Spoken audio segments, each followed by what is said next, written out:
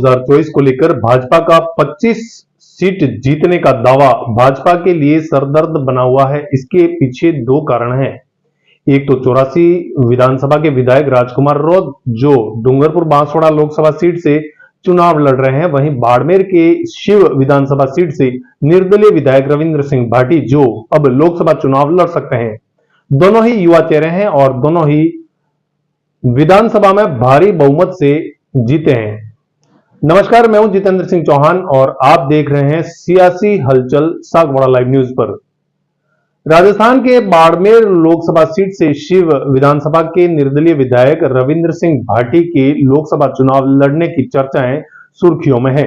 इसको लेकर social media में भाटी के लोकसभा चुनाव लड़ने के दावे भी किए जा रहे हैं। इधर रविंद्र सिंह भाटी सोमवार को ब्रिटेन दौरे के बाद राजस्थान लौटे, जहां उन्होंने लोकसभा चुनाव को लेकर संकेत दिए हैं और देव दर्शन के बहाने उन्होंने अपने समर्थकों के साथ बातचीत की है। हालांकि उन्होंने स्पष्ट रूप से नहीं कहा, लेकिन सियासी गलियारों से माना जा रहा है कि रविंद्र सिंह भाटी लोकसभा चुनाव में निर्दलीय चुनाव लड़ सकते हैं। भाटी के लोकसभा चुनाव लड़ने की चर्चा से सियासी पारे में एक बार हलचल हो गई है।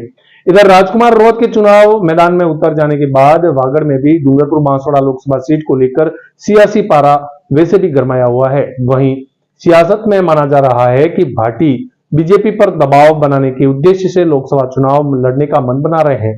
लोकसभा चुनाव के चलते बीजेपी की जो पहली सूची है उसमें 15 उम्मीदवारों की घोषणा हो चुकी है। इसमें बाड़मेर लोकसभा सीट से वर्तमान सांसद कैलाश चौधरी को फिर से रिपीट किया गया है। वहीं डूंगरपुर बांसवाड़ा लोकसभा सीट से महेंद्रजीत सिंह मालविया जो 40 साल से कांग्रेस के एक नेता थे, उन्हें टिकट दिया गया है। इधर ब्रिटेन से लौटने के बाद रविंद्र सिंह भाटी ने कहा कि चुनाव लड़ने को लेकर उन्होंने सहयोगी और शुभचिंतकों से, कार्यकर्ताओं से मिलकर इस मामले पर कोई अच्छा निर्णय लेंगे। अगर जनता उन्हें लोकसभा चुनाव के लिए मैदान में उतारती है तो भचीड़ा बुला देंगे।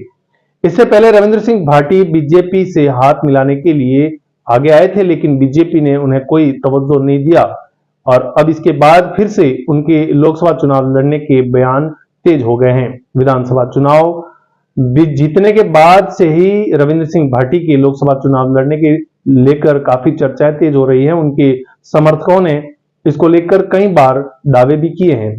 बता दें कि विधानसभा चुनाव से पहले भाटी बीजेपी में शामिल हुए, लेकिन टिकट नहीं मिलने से उन्होंने निर्दलीय चुनाव लड़ा। चुनाव जीतने के बाद उन्होंने बीजेपी से जुड़ने की इच्छा भी जताई, लेकिन बीजेपी की तरफ से कोई सार्थक पहल नहीं हुई। इधर कुछ ही दिनों पूर्व 40 साल पुराने कांग्रेस के सिपाही ने बीजेपी ज्वाइन की तो उन्हें भाजपा ने टिकट दे दी। माना जा रहा है कि अब भाटी बीजेपी पर दबाव बनाने के उद्देश्य से लोकसभा चुनाव लड़ने का मन बना रहे हैं। आपको बता दें कि रविंद्र सिंह भाटी हमेशा राजस्थानी और देसी लहजे में ही बात करते हैं। यहां तक कि विधानसभा में चुन जाने के बाद में उन्होंने जो विधानसभा में शपथ ली थी वो भी राजस्थानी भाषा में ही ली थी। रविंद्र सिंह भाटी के वीडियो सोशल मीडिया पर जबरदस्त तरीके से वायरल होते हैं और बाड़मेर जैसलमेर ही नहीं समूचे प्रदेश में सबसे चर्चित नेताओं में से हैं और युवाओं में भाटी को लेकर गजब का क्रेज है।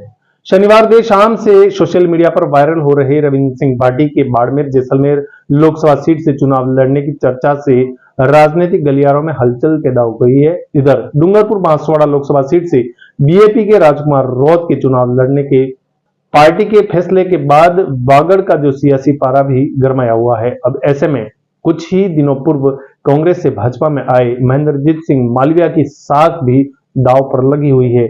आप भी अपना अमूल्य कमेंट्स देकर हमें जरूर बताएं कि क्या वागड़ के जो दिग्गज नेता कांग्रेस से भाजपा में लौटे हैं और भाजपा ने उन्हें टिकट दी है, क्या उनकी साख बच पाती है या बीजेपी के राजकुमार रौत अपनी लोकसभा सीट को बहुमत से जीत पाते हैं। वहीं शिव विधानसभा सीट से जो निर्दलीय विधायक और अभी लोकसभा चुनाव अगर लड़ें तो उनकी क्या स्थिति रहेगी, आप अपना अमूल्य कमेंट्स देकर जरूर बताएं। सागवाड़ा लाइव न्यूज ब्यूरो से जितेंद्र सिंह चौहान की रिपोर्ट। धन्यवाद। सागवाड़ा लाइव न्यूज, जी हां, लेटेस्ट खबर पाने के लिए चैनल को सब्सक्राइब कीजिए, वीडियो को लाइक कीजिए और शेयर कीजिए। धन्यवाद।